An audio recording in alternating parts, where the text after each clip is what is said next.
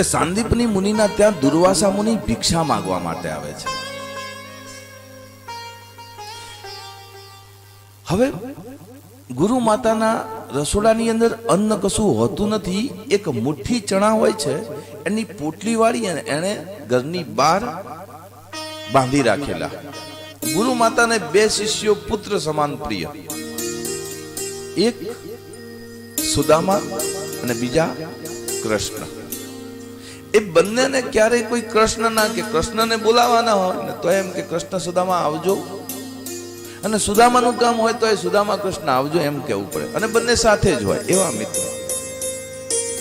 એક દિવસ ગુરુજીના આદેશ થયો કે બંને જણાએ જંગલમાં જઈ અને સમિધા માટે એટલે યજ્ઞ માટે સમિધા લાવવાના છે, લાકડા લાવવાના છે.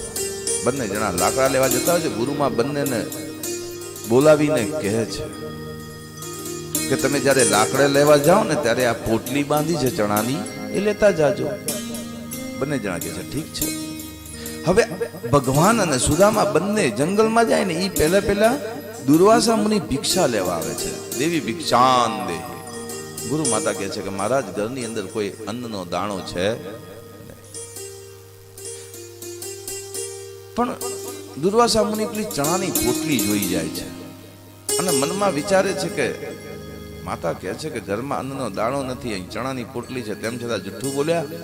જાઓ, મારો શ્રાપ છે, આ ચણા જે ખાશે ને એના જીવનમાં દરિદ્રતા. અને આ શ્રાપ સુદામાજી સાંભળી જાય છે. હવે કનૈયો અને સુદામા બંને જણા જંગલમાં સમિધા લેવા જાય એટલે ગુરુ માતા પેલી પોટલી યાદ કરીને એમને આપે છે. સુદામા જાણે છે માતાને પાછું આપી ન શકાય, ગુરુ માતાની આજ્ઞાએ શિરોમાન્ય રાખવી પડે.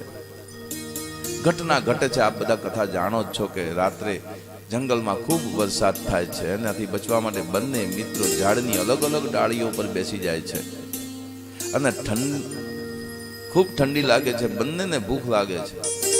સુદામાજી એ ચણા બધા ખાઈ જાય છે, કારણ એમને ખબર હોય છે કે જે એમાં દુર્વાસા મુનિનો શ્રાપ છે. જો મારો મિત્ર ખાશે ને તો એને દરિદ્રતા વ્યાપશે. હો, ચણા ખાતા ખાતા દાંતનો અવાજ આવે એટલે ભગવાન પૂછે મિત્ર કેમ દાંતનો અવાજ આવે છે? એટલે કઈ નહીં, આ ઠંડીના કારણે થોડા ધ્રુજારી છે એટલે દાંત કટકે. આ ઘટના ઘટેલી એ યાદ કરાવે છે.